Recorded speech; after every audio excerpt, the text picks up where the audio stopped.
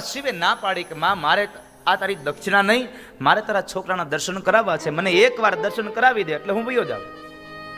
માં યશોદા કહે છે બાબા સાંભળી લ્યો, મારો છોકરો આજે જોવા નહીં મળે ને કાલે નહીં મળે, તમારે દક્ષિણા લેવી હોય તો ભલે, ન લેવી હોય તો ભલે, જાઓ, જવા દો. માએ ચોખ્ખી ઘસીને ના પાડી દીધી. એટલે ભગવાન શિવ કહે છે તો માં સાંભળી લે, જ્યાં સુધી તારા છોકરાના દર્શન નહીં થાય ત્યાં સુધી આ બાવો તારું આંગણું મૂકીને બારો નહીં જાય. ભગવાને પદ્માસન વાળ્યું, નંદ બાબાના આંગણામાં ત્રિશૂળ ખોડી દીધું અને અહામ લે એક ડમરૂનો નાદ કરી અને ભગવાન આંખો બંધ કરીને બેસી ગયા કે હે કૃષ્ણ, હે નારાયણ.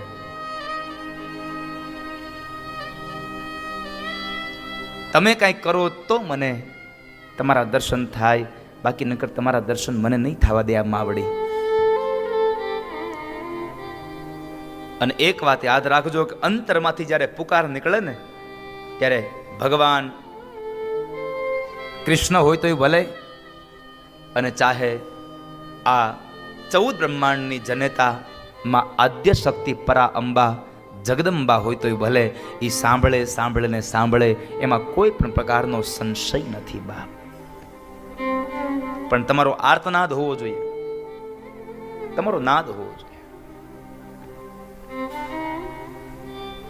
મારવાડની ધરતીમાં જહાભીલ નામનો એક ભીલ છે અને એ માતાજીની ઉપાસના કરે, માં ચામુંડની ઉપાસના કરે છે. અને મારવાડની અંદર દુષ્કાળ પડ્યો અને એમણે માં જગદંબાની આરાધના કરી કે માં શું કરું, અમારી 1000 ગાયો ભૂખીને તરસી મરી જાય છે. કેટલી ગાયો મૃતદેહ પામી. અને જહાભીલે માં સામે એક ઘીનો દીવો પ્રગટાવી અને આસન પાથરીને બેસી ગયો અને માને આરાધના કરે કે હે જગદંબા, હે જોગમાયા, આ તો બધી લેણ દેણ તારા હાથમાં છે, હું તો શું કરી શકું, પણ હું તો તારા ચરણમાં એક બાળ થઈને પ્રાર્થના કરું છું માં, આ મારી ગાવલડીઓ ભૂખી મરે છે, માં મને માર્ગ આપો. કવિઓ અને મહાપુરુષો એમ લખે છે, આ સાહિત્યકારો, કે માં ચામુંડા એ જહાભીલની હારે વાતો કરતા હતા. બોલો, માતાજી એની સાથે આમ આમ વાતો કરે, આપણને માનવામાં ન આવે. માએ હારે વાતો કરે અને માએ એને આવીને કીધું કે હે જહાભીલ, તમારી ગાયોને લઈ અને આ મારવાડની ધરતી છોડીને નીકળી જાવ. માં હું ક્યાં જાઉં, હું જાઉં તો ક્યાં જાઉં, મને તમે સ્થળ આપો. અને ત્યારે માં ચામુંડ એટલું બોલ્યા હતા કે હે જહા, ગૌરી નામની તારી એક ગાયને આગળ કર અને પાછળ તારી 1000 ગાયોના એ ધણને પાછળ હલવા દે. જ્યાં જઈને તારી ગૌરી ગાય ઊભી રહી ને ત્યાં જઈને તમારો નેહડો મૂકજો, ત્યાં જઈને તમારું એ સ્થાન બનાવજો, તમારી ગાયોને નિરણ મળી જશે ને તમને ભોજન મળી જશે, મારું વરદાન છે. તમે નહીં માનો, આ સત્ય ઘટના. મારવાડથી એ ગાયોને લઈ અને નીકળે, નહીં તો ગાયોની આગળ ગોવાળ હોય અને પાછળ પાછળ ગાયો જતી હોય, પણ અહીંયા તો આગળ ગાય અને પાછળ ગોવાળ જાય છે. મારવાડથી નીકળેલી ગાય સીધી સૌરાષ્ટ્રમાં મવાની પાસે માં કોટડાનું ધામ, જે ચામુંડાનું ધામ કોટડા છે, એ કોટડાની બાજુમાં આવી અને ત્યાં ડુંગર ઉપર આ ગાયે રહી અને પોતે ત્યાં બેહી ગઈ. ત્યાં સુધી ગાય બેઠી નહોતી, કારણ કે માં ચામુંડે કીધું તું તારી ગાય જ્યાં બેહે ને ત્યાં તમારો નિવાસ કરજો. મારવાડથી નીકળી અને અહીંયા કોટડા ધામ સુધી આવી અને ગાય બેહી અને ત્યાં આગળ આવીને બધાય લોકોએ પોતાનું સ્થાન નક્કી કર્યું અને ત્યાં માં જગદંબાની ઉપાસના કરી. કોટડામાં માં ચામુંડા બિરાજમાન છે સાહેબ. આનો પ્રતાપ છે.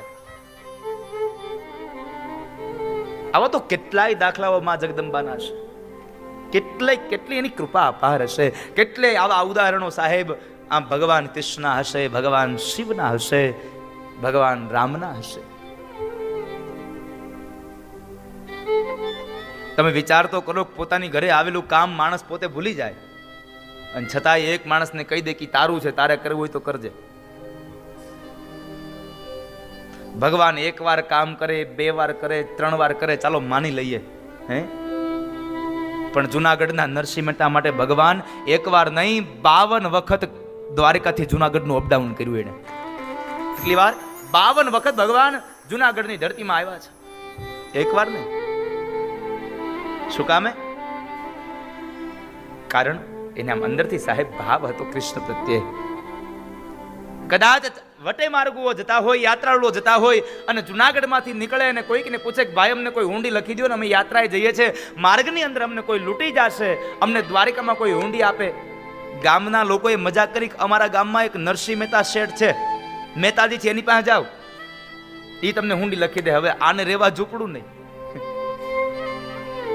અને રેવા નથી ઝૂંપડું, નથી જમવા જુવાર. દોલતમાં કાંઈ નહીં સાહેબ. અને છતાંય કોરા કાગળમાં એક ઊંડી લખી દે અને એમ કહે છે કે લ્યો જઈ અને દેજો શામળશા શેઠને, અને તમને તમારા નગદ પૈસા મળી જશે. હવે અહીંયા કાંઈ નહીં હો, અને છતાં ઊંડી લખે. પણ અહીંયાથી અહીંયા પેલા વટે માર્ગો યાત્રાળુઓ દ્વારકા જવા માટે તૈયાર થાય, અને આ બાજુ નરસિંહ મહેતા દામોદર કુંડે જઈ અને હુંડી ગાય. અને એટલે કહેવું ગમે મને, મારી હુંડી સ્વીકારો મહારાજ રે, શામળા ગીરધારી. મારી હુંડી સ્વીકારો મહારાજ રે, શામળા ગીરધારી. હે મારી હુંડી સ્વીકારો મહારાજ રે, શામળા ગીરધારી. મારી હુંડી સ્વીકારો મહારાજ રે, શામળા ગીરધારી. એ મારી હુંડી શામળિયાને હાથ રે, શામળા ગીરધારી.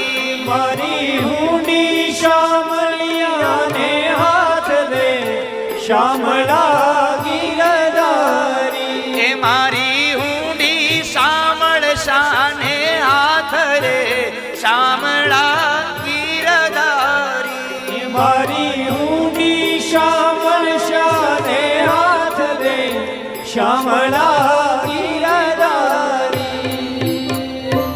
ગરથ મારું ગોપી ચંદન,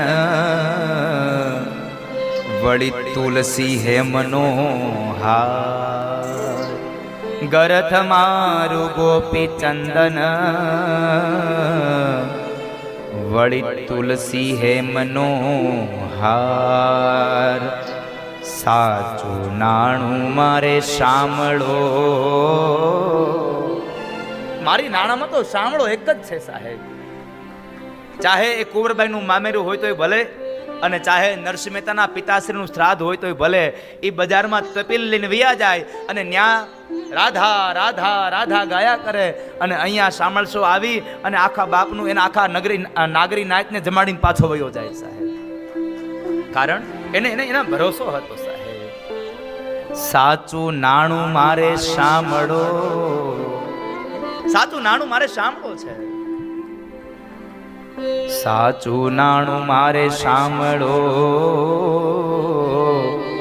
મારી દોલતમાં ઝાંઝને પખાજરે, શામળા ગીરધારી.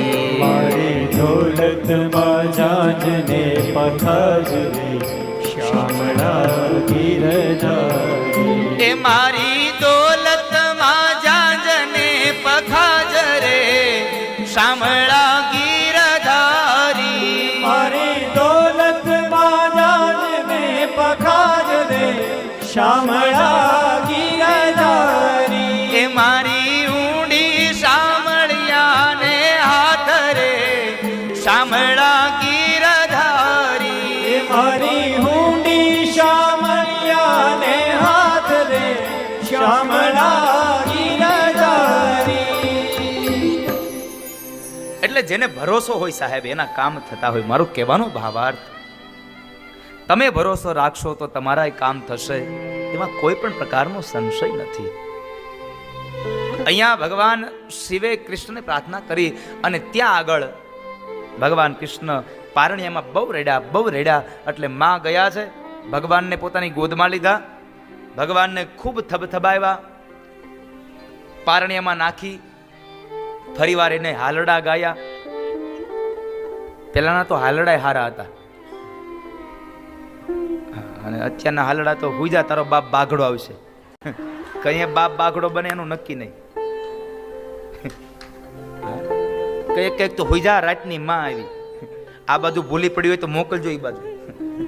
હજી અમે નથી જોઈ કોઈ દી. રાતની માં આવી.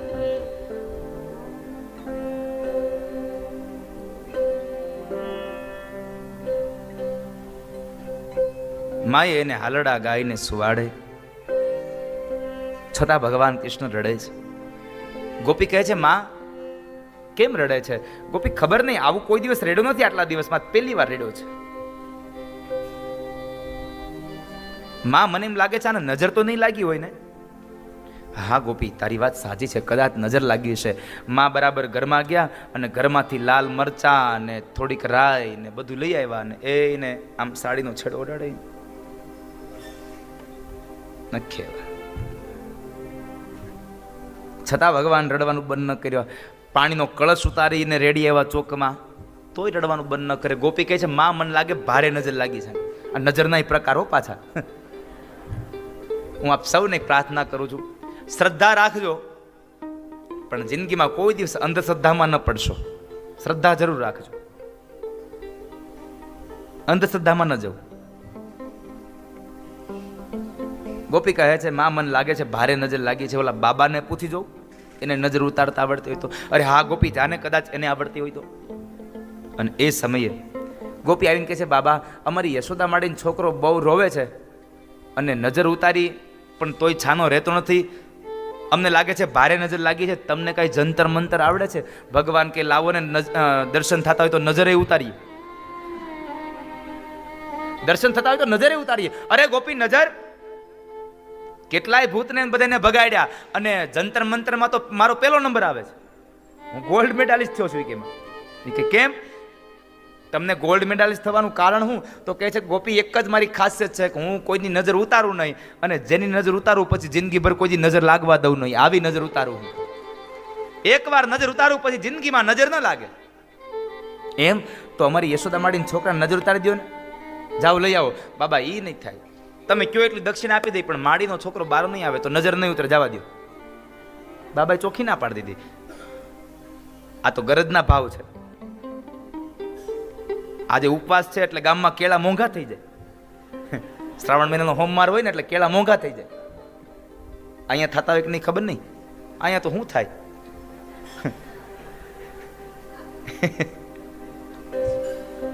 હે, અહીંયા તો થાય નહીં કઈ.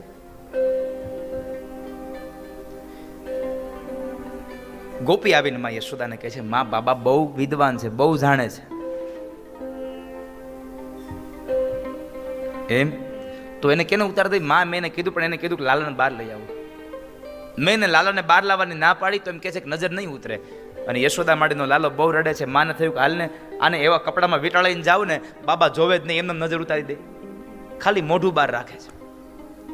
માં યશોદા એને સફેદ વસ્ત્રોમાં વીંટળાવીને ભગવાન બાલકૃષ્ણને લઈને જાય છે. બરાબર જે આંગણામાં હજી આમ આમ આમ પગથિયા ઉતરે અને આ બાજુ યોગેશ્વરે નજર કરી યોગી સામે, અને યોગીની નજર પડી યોગેશ્વર સામે. યોગેશ્વર અને યોગીની બેની નજર એક થઈને આ બાજુ કૃષ્ણએ રડવાનું બંધ કર્યું, બાબા શિવે રડવાનું ચાલુ કર્યું કે મને મારા નાથના દર્શન થયા, મને મારા કૃષ્ણના દર્શન થયા.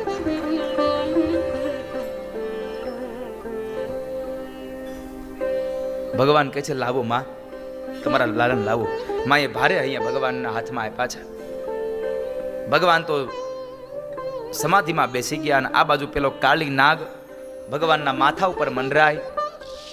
અને એ સમયે કાળી નાગ જ્યારે માથા ઉપર મંડરાય છે, યશોદા માડીએ રાડ પાડી કે, એ બાવા, આ તમારી આંખ ખોલો, આ તમારો નાગ મારા છોકરાને કરડી જશે. ભગવાન કૃષ્ણ સર્પને પકડવાના પ્રયત્નો કરતા હતા. એટલે ભગવાન શિવ બોલ્યા છે, માં, જો તો ખરા તમારો લાલો કેટલો નીડર છે. આટલો નાનો છે તોય એ સર્પને પકડવાના પ્રયત્નો કરે છે. મને એમ લાગે છે કે મોટો થઈ અને કોઈક મોટા નાગને નાથશે. અને ભગવાને કાલી નાગને નાથ્યો છે. કથા સત્ય છે. કાલિક નાગને નાખ્યો. એ કથા બતાવી. ભગવાન શિવ એની પરિક્રમા કરીને પછી જાય છે.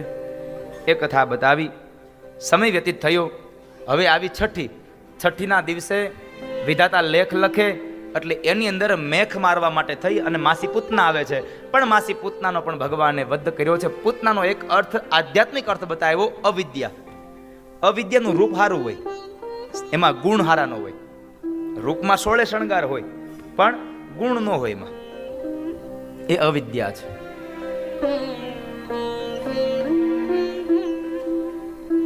અવિદ્યાનું રૂપ સારું પણ એના ગુણ સારા નહીં, એનો સ્વભાવ સારો નહીં. ભગવાનને એટલું ચોક્કસ પ્રાર્થના કરજો કે હે નાથ, અમને રૂપ સારું ન આપો ને તો કાંઈ નહીં, થોડું ઘણું ચાલશે, એમાં 19-20 ચાલશે, પણ અમને સ્વભાવ સારો આપજો, અમારા સંસ્કાર સારા આપજો. કારણ સંસ્કાર સારા હશે તો તમારા રૂપની કિંમત થશે. બાકી રૂપ તમારું ગમે તેટલું સારું હશે પણ તમારામાં સંસ્કાર નહીં હોય તો તમારા રૂપની કોઈ કિંમત આ દુનિયામાં નહીં થતી હોય. માટે ભગવાનને કહેજો, ભગવાન સંસ્કાર આપજો, સદબુદ્ધિ આપજો. કારણ કે ધોળું તો ગધેડું હોય, એની માથે કોઈ દી વરાજો પરણવા નથી ગયો. હા, ધોળું તો ગધેડું હોય, એની માથે આ હાસ્યની સાથે મારા બહુ મર્મ સમાયેલા છે. ગધેડા માટે કોઈ દિવસ વરાજો બેહીન ગયો એવું હજી બન્યું નથી. કાળી હોય ને તો એ ઘોડી માથે બેહાય. એમ ભગવાનને પ્રાર્થના કરજો, રૂપ થોડુંક 19-20 આપજો. અને થોડુંક કંઈક કદાચ આમ થોડુંક ઘટતું કારવતું હોય તો એ તો આપણે બજારમાં બધીએ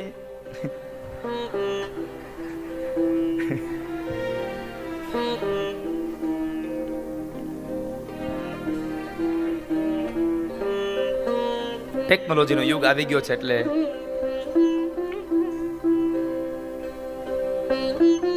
અવિદ્યાનું પ્રતીક છે. ભગવાને અવિદ્યાનો વધ કર્યો છે. માતા યશોદાની પાસે રહેલા ભગવાન કૃષ્ણએ પૂતનાનો વધ કર્યો છે.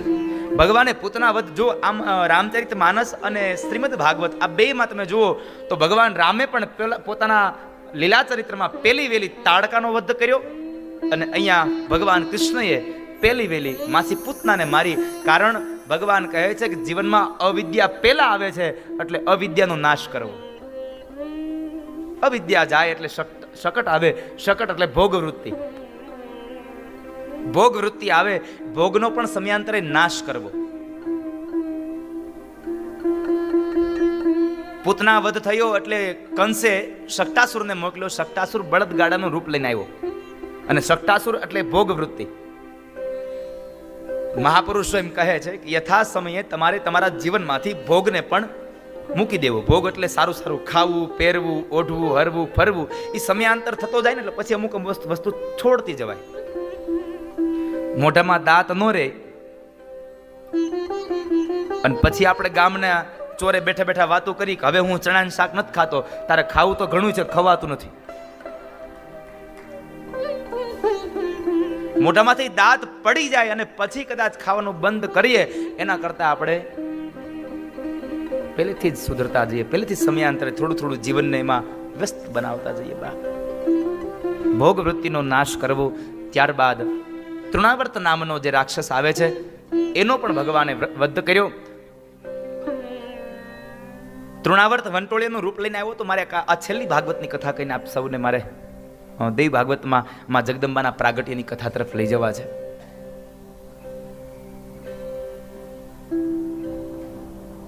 તૃણાવર્ત વંટોળિયાનું રૂપ લઈને આવ્યો હતો. ભગવાન આંગણામાં પોઢ્યા છે. ત્યાંથી તૃણાવર્ત એને લઈ અને આકાશમાં લઈ જાય છે. આકાશમાં ઉપર લઈ જાય એટલે ભગવાન કહે છે હજી જવા દે, બહુ મજા આવે છે, હજી જવા દે, બહુ મજા આવે. પણ જેવી એને મથુરા તરફ ગતિ કરી એટલે ભગવાને કીધું ભાઈ આ નહીં ચાલે, બહાર નહીં જવાય. કારણ ભગવાનના વૃંદાવનમાં રહ્યા ત્યાં સુધીના 5 નિયમો હતા. ભગવાન જેવા ભગવાન નિયમ રાખે પણ આપણે કઈ નિયમ ને આપણે કઈ લાગે વળગે નહીં. ભગવાન નિયમ રાખે, આપણે કઈ નહીં. ભગવાનના 5 નિયમો હતા. પહેલો નિયમ હતો કે હું 11 વર્ષનો ન થાવ ત્યાં સુધી હું આ વ્રજ અને વૃંદાવનને છોડી અને બહાર નહીં જાવ. ભગવાન જ્યારે ગોકુળથી મથુરા ગયા ને ત્યારે ભગવાનની ઉંમર હતી 11 વર્ષ અને 52 દિવસ. 11 વર્ષ અને 52 દિવસ. બીજી વાત, બીજો નિયમ એવો હતો કે હું મારા માથાના વાળ નહીં ઉતરાવું, જુલ્ફો નહીં કપાવું. એટલે બીજો નિયમ એ થયો. ભગવાનની મોટી મોટી જુલ્ફો હતી. ત્રીજો નિયમ, હું સીવડાવેલા કપડાં નહીં પહેરું. ચોથો નિયમ, વ્રજ અને વૃંદાવનમાં રહી અને જેટલા અસુરોને મારીશ એમાં મારા હાથની અંદર હું હથિયાર ધારણ નહીં કરું. અને પાંચમો નિયમ કે જ્યાં મારી ગાવલડીઓ ઉઘાડા પગે ચાલતી હોય તો મારાથી પગમાં ચાખડીઓ ન પહેરાય. ભગવાન ગોકુળ અને વ્રજ વૃંદાવનમાં રહ્યા ત્યાં સુધી પગમાં એણે પગરખા નહોતા ધારણ કર્યા સાહેબ. અને એટલા માટે તો આપણે જુઓ ગોકુળમાં જઈએ તો રમણ રેતીમાં આપણે આલોટીએ છીએ. શું કામ? એને આપણને ભાવ છે કે આપણો ઠાકુર અહીંયા નંગે પાવ ચલા થા મેરા કૃષ્ણ. અહીંયા ભગવાન ઉઘાડા પગે ચાલ્યા હતા એટલે આપણે એમાં આલોટીએ. બાકી આગળ અહીંથી ચપટી ભરીને નાખે કોઈક માથે, લ્યો. એને એની હાથ પેઢીના નામ આવડતા કે ન આવડતા આપણે યાદ કરાવી દઈએ. પણ ગોકુળમાં જઈએ એટલે રમણ રેતીમાં આપણે નાચતા હોઈએ છીએ. કેટલા જણામાંથી ગોકુળ મથુરા ગયા છે? વાહ, સરસ. તમે જી આવ્યો? તું જી આવ્યો? સાધુ તમે? તું અશ્વિન જી આવ્યો? પંકજભાઈ જી આવ્યા વૃંદાવન? નથી ગયા? અમારી ભેગા આવજો. અમે સંઘ લઈને જવાના, ન્યા ભાગવત કથા કરવાના વૃંદાવનમાં. ન્યા કરીશું. હવે ક્યારે લઈને જશું નક્કી નથી, કારણ કે હવે 5મો સંકલ્પ ન્યા આવ્યો છે. પેલો સંકલ્પ હતો મારો હરકી પેઢી હરિદ્વાર ગંગા કિનારે, એ પૂરો થયો. બીજો સંકલ્પ હતો દ્વારકામાં, દેવભૂમિ દ્વારકામાં, એ સંકલ્પ પૂરો થયો. ત્રીજો સંકલ્પ મારો જગન્નાથપુરીમાં. એમાં ગોતે ચારે બાજુ ચક્કર વકર. એના પત્ની બહાર આવવાની કે એ ભાઈ હું ગોતો તમે? એ કે બેન તમારા અહીંયા પેલું ઓલું આપણે ગધેડું બાંધતા તો એ કાંઈ ગયું? એ કે એ તો તમારા ભાઈ લઈને વી ગયા. એમ? કઈ બાજુ ગયા? એ કે ઈ ઉગમણી દિશે ગયા હશે. ભલે. પેલો એની વાહે ગધેડા ચા વાહે કેટલી તલપ જુઓ. આ ગધેડાનું મોઢું ચા વાહે તલપ હતી. અને આ અમુક અમુક વ્યસનો એવા હોય ને, એ માણસને ક્યાં હકે બેહવાનો દે. હું તો ઘણી વખત, જો કે અહીંયા તો મેં કોઈ દિવસ કોઈને જોયા જ નથી એટલે ખબર નથી, અને કદાચ હોય ચોરી છુપીથી તો એ મારો રામ જાણે. ગામડામાં હું કહું કે ગામડાની અંદર આમ આમ એટલી સરસ મજાની સભા ભરાઈ ગઈ હોય કથાની, થોડીક વાર થાય ને તો વચમાંથી એક બે ઊભા થઈને જાય, આમ પાછા આવીને દઈ જાય. અને હું વિચાર કરું આ કેમ જતા હશે, પણ પછી ખબર પડે કોઈ 3 ઇંચની બીડી 5 ફૂટના માણાને લઈને બહાર વહી જાય છે. આ વ્યસનની આટલી તલપ હોય. 3 ઇંચની બીડી હોય અને 5 ફૂટનો માણા બહાર વ્યો જાય. બોલો એની વાત. એ 3 ઇંચમાં તાકાત કેવડી. એટલે બરાબર ઓલા કુંભારની પાછળ ઓલું ગધેડાનું મોઢું જોવા પેલો ભાઈ દોડ્યો જાય. કુંભાર ગયા હતા, એ આમ આમ ખોદતા હતા તો ખોદતા ખોદતા બરાબર એમાં સોનાના સિક્કા ભરેલો એક ચરુ મળ્યો. સોનાના સિક્કા ભરેલો ચરુ મળ્યો એટલે આમ સફાઈ કરી અને એ આમ કુંભાર હંગરવાની તૈયારી કરે. અને હંગરી દઉં, જો કોકને ખબર પડી જાય ને તો મારે સરકારમાં કે રાજમાં જમા કરી દેવું પડશે, મારું બધું વ્યુ જાય, કોઈને ખબર ન પડે. અને બરાબર પેલો માણસ આમ આમ આમ નજીક આવ્યો, થોડોક દૂર રહ્યો નથી, જોઈ લીધું ત્યાંથી પાછો વળ્યો. તો કારણ કે એને તો ખાલી ગધેડા મોઢું જોવું હતું, એ તો જોઈ લીધું કરતો કરતો પાછો વળ્યો. આ કુંભારને થયું કે આવડો આ જોઈ ગયો લાગે છે. એ કે એ ભાઈ ઉભા રહ્યો. એ કે નહીં, જોઈ લીધું. ઓલો કે ગધેડાનું મોઢું અને કુંભારને એમ થયું કે આવડો આ ચરું જોઈ ગયો. કુંભાર એકદમ દોડતો વાહે આવીને કે ઉભા રહ્યો, તમે ભલે જોઈ લીધું પણ એક કામ કરો, હું અડધા સિક્કા તમને આપી દઉં, અડધા સિક્કા હું રાખું, તમે કોઈને કહેતા નહીં. ગધેડાનું મોઢું જોવામાં અડધા સિક્કાનો ફાયદો થયો. વિચાર કરો, હારો નિયમ લઈ તો. એટલે મારો કહેવાનો ભાવાર્થ છે, કંઈક જીવનમાં નિયમ હોવો જોઈએ. નિયમ વગરનું જીવન ધૂળ ધાણી છે. ભગવાનના એ નિયમો હતા. ત્યાર પછી તો બાળ સહજ લીલાઓ, બહુ ભગવાનની સહજ લીલાઓ શ્રીમદ દેવી ભાગવતમાં વર્ણવી છે. એ ભાગવતની અંદર એ કથાઓ વર્ણવી. બાળ સહજ લીલાઓમાં ગોપીને પ્રભાવતીનો અભિમાન ઉતાર્યું. એ ભગવાનની લીલા. ભગવાન માખણ ચોરવા ગયા અને પ્રભાવતીના ઘરે ભગવાન બરાબર આમ લટકી ગયા. પ્રભાવતી એનો હાથ પકડીને લઈ જાય છે ઉતારીને, હાલ તારી મા પાસે, આ તો તને માર ખવડાવે પાર છે. પ્રભાવતીનો હાથ પકડાવીને એનો હાથ પકડીને લઈ જાય. રસ્તામાં કનૈયો કહે છે ગોપી હાથ મૂકી દે ને. નહીં હો, તું ભાગી જા. અરે પણ નહીં ભાગું, નહીં ભાગી જા, જોજો આ કેટલો હોશિયાર. એ બરાબર કહે છે નહીં ભાગું, એક કામ કરે તું મારો બીજો હાથ પકડી લે.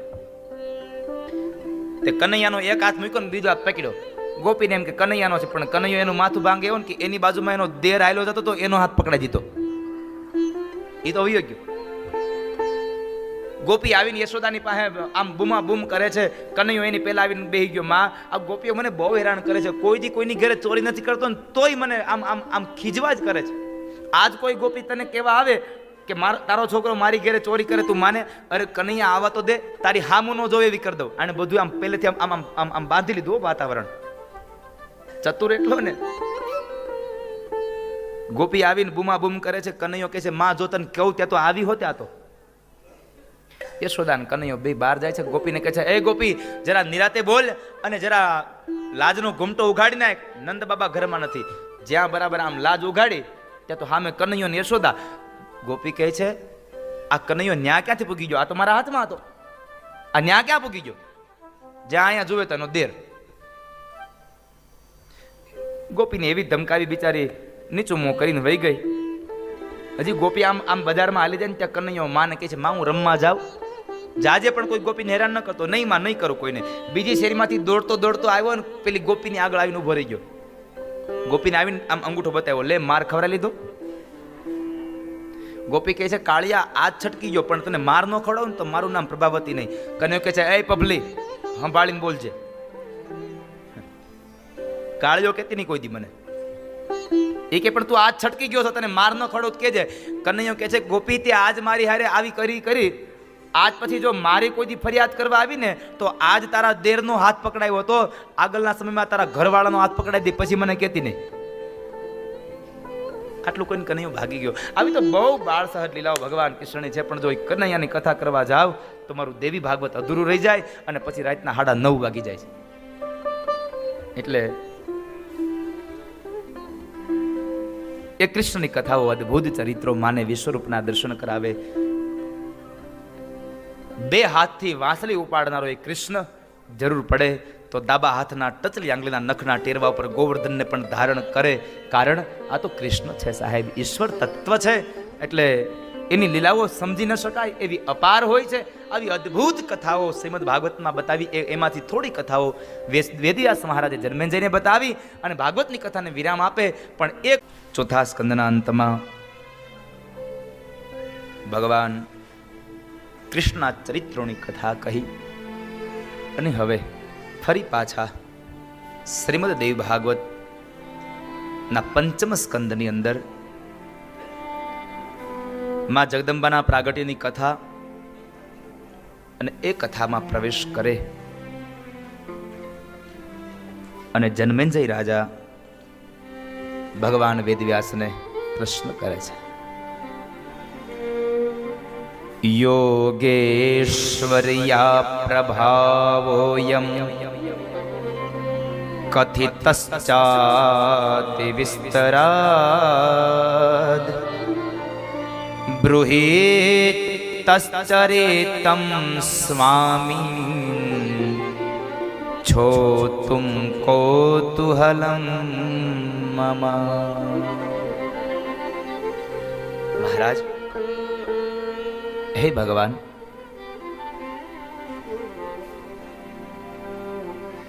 આપ મને એમ કહેતા હતા કે જ્યારે જ્યારે દેવતાઓને કષ્ટ પડ્યું છે ત્યારે ત્યારે કોઈ પરાંબા, કોઈ આદ્ય શક્તિ, કોઈ દેવી શક્તિ આવી અને એને દુઃખમાંથી મુક્ત કર્યા છે. આવું મેં આપના મુખેથી પરાંબાનું વર્ણન સાંભળ્યું છે. મેં આ વાતને સાંભળી છે. તમે એના પ્રભાવનું વર્ણન મને કર્યું, એ કથા મેં સાંભળી. પણ હે નાથ, હું આપના ચરણમાં આપનો દાસ આપને પ્રાર્થના કરે છે, બાપ મને એ મહામાયાના ચરિત્રોનું વર્ણન કરો ને. એ જગદંબા કોણ, કોના માટે એને અવતાર લીધો અને એ જગદંબા શાથી પ્રગટ થયા, એનું પ્રાગટ્ય ક્યાંથી? આ બહુ અદ્ભુત કથા છે, મહિષાસુર વધની કથા. આજે તો માં ચામુંડા, માં મહાકાલી, અને માં જગદંબા. આ ત્રણ મહાદેવીઓનું પ્રાગટ્ય અહીંયા, અને સાથે સાથે આજ આ કંપાલાની ધરતીમાં પ્રથમવાર થઈ રહેલું આ શ્રીમદ દેવી ભાગવત જ્ઞાન યજ્ઞમાં આજ માં નવદુર્ગાનું પ્રાગટ્ય આ મંચ ઉપર થશે. આ ધર્મની પીઠ ઉપર આજે માં દુર્ગાનું પ્રાગટ્ય થશે.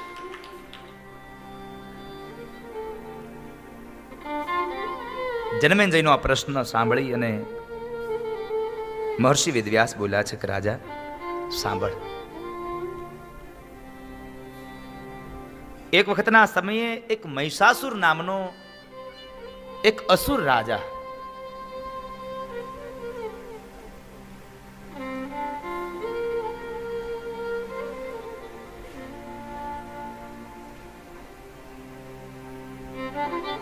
અને આ મહિષાસુર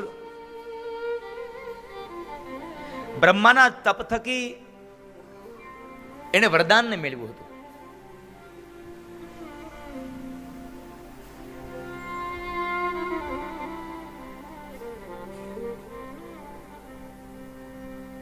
બ્રહ્માજીને પ્રસન્ન કરી અને બ્રહ્મા પ્રસન્ન થયા, કહે છે કહો મહિષાસુર શું આપું? તમારા તપથી હું પ્રસન્ન થયો, માગો. અને એ સમયે મહિષાસુર કહે છે બ્રહ્માજી તમે આપવા માંગતા હોય તો એવું મને આપો, મારું મૃત્યુ ન થાય, મને મરણનો ભય ન સતાવે. ભગવાન બ્રહ્મા કહે છે કે હે મહિષાસુર, જેનો જન્મ એનું મરણ, જેનું નામ એનો નાશ એ સત્ય છે, એમાં કોઈનું નહીં ચાલે. મરવું પડશે એમાં નહીં ચાલે કોઈ. બીજું કંઈક માગો. અને એ સમયે ભગવાન બ્રહ્મા પાસે મહિષાસુર માગે છે કે એક કામ કરો, મારું મૃત્યુ કોઈ સ્ત્રીના હાથે થાય ને એવું મને વરદાન આપો, કારણ સ્ત્રી તો એક અબળા છે, સ્ત્રી મને શું મારવાની હતી. પણ મહિષાસુરને ખબર નથી કે સ્ત્રી ક્યારે અબળા બને અને ક્યારે પ્રબળા બને. સ્ત્રીમાંથી ક્યારે અબળામાંથી પ્રબળા બની જાય એની મહિષાસુરને ખબર નથી સાહેબ, કારણ નારી તું નારાયણી છે.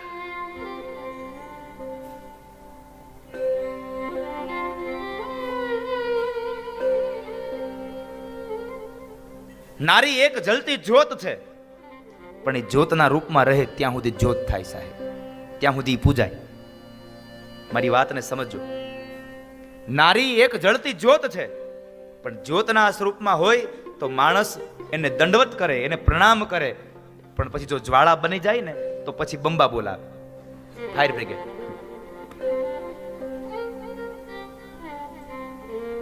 માટે જ્યોતના સ્વરૂપમાં રહેવું, જ્વાળા ન બનવું. ઘરમાં કોઈ દીવો પ્રગટાવે તો કેટલો ગમે આપણને. ઘરમાં આગ લાગી હોય તો નકર એનું જ રૂપ છે.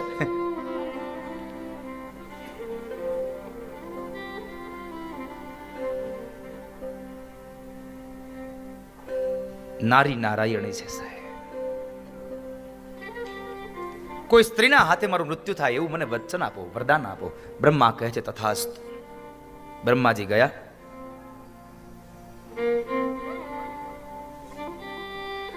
આ બાજુ જન્મેજય પ્રશ્ન કર્યો ને સાચો શ્રોતા કોણ? એક કથાની અંદર એને જેને બીજો પ્રશ્ન ઉદ્ભવે, આવું શા માટે? આ કથા શા માટે? એ સાચો શ્રોતા છે.